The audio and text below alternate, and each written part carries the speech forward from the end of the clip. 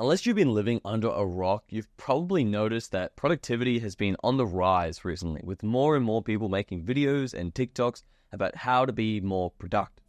Now, that's not to say that being productive is bad, but I think a lot of these videos can be quite harmful if followed very strictly. Trying to be as productive as your favorite YouTuber can result in poor sleep, reduced social life, and most importantly, poor mental health when you inevitably fail your ultimate 16-hour productivity routine promoted by many influencers. Now, losing sleep or not hanging out with your friends as often may seem like worthy trade-offs for a few more hours of productivity, but they can actually have huge negative implications on both our physical and mental health if done for long enough. So what should you do instead if being productive can be so harmful? Well, I'm going to explore a concept that will completely blow your mind called slow productivity.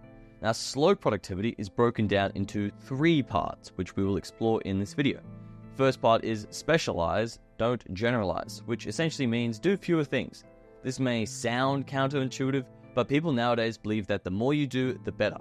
However, while your output may increase with this mindset, the quality of your output will suffer significantly, and quality is far more important to success in the long run. If you were to sell 2 kinds of stock, what do you think will make you more money? 100 iPhone 15s or 1,000 Nokia 6700s?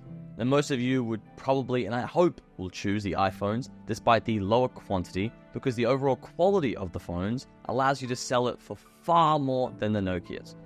That's why quality is so essential for success. Unfortunately, many people nowadays seem to preach high output with lower quality, which actually causes more problems than just worse results, such as impacts on our physical, mental, and social health. So what can we do? Well, there are 2 things that I would suggest. Number 1, start multitasking, okay? Don't work on multiple things at once. Instead, try to focus on a single task at a time, rather than jumping between 2 or more tasks. This will increase your overall quality on that task, as well as the speed at which you complete it, allowing you to work through multiple tasks much quicker, funnily enough. Now, who do you think will learn more? The person studying Russian over 30 days or the person studying Chinese, Russian, Norwegian, Spanish, and Arabic over 30 days? Obviously, the first person, because they can apply more active, focused study on that one language rather than spreading their attention across 5 different languages. Secondly, reduce the number of goals you have per sector of life to 1, so you can apply your full attention to that goal, improving your chances of success. So rather than saying you want to start eating healthy and work out 5 days a week, focus on just 1.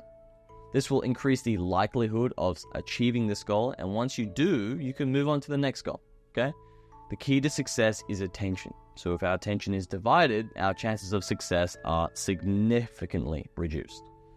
The second area of slow productivity is personally my favorite, which is leisure more. In Chinese, there is a phrase called wu wei, which means not doing. Many people nowadays try to be super productive constantly, usually 5 or 6 days a week, not giving their bodies enough time to reset, leading to burnout and mental health issues. Now, humans are, in the grand scheme of things, seasonal creatures. For most of human history, people were farmers, and during winter and spring, the weather was bad, meaning that they couldn't really do much for their crops or livestock.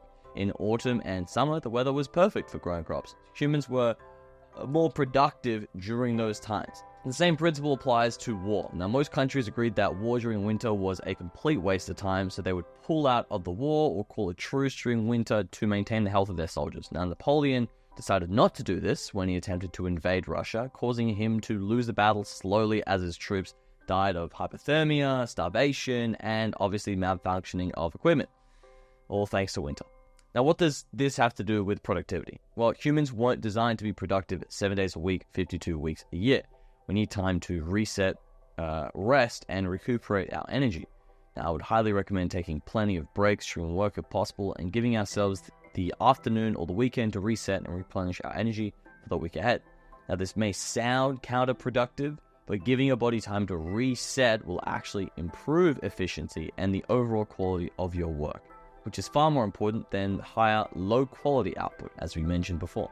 Sleep is also extremely important, not just for higher quality productivity, but also reducing our risk of mortality across all sectors of life drastically, okay? So make sure you're getting 8 to 9 hours of sleep per night.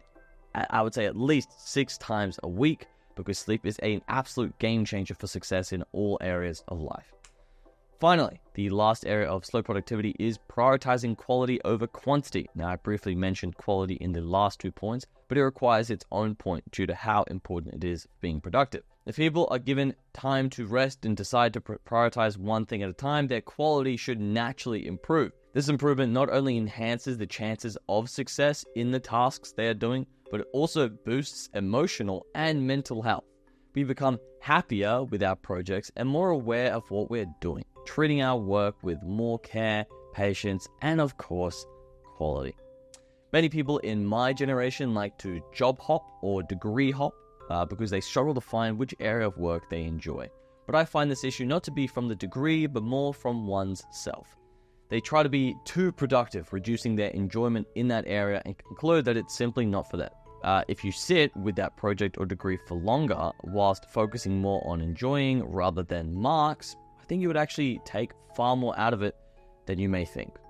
Anyway, thank you so much for watching this video. I hope you learned something new. If you want to see more videos like this, make sure to like and subscribe, and let me know in the comments if this video helped you or not. As always, take care.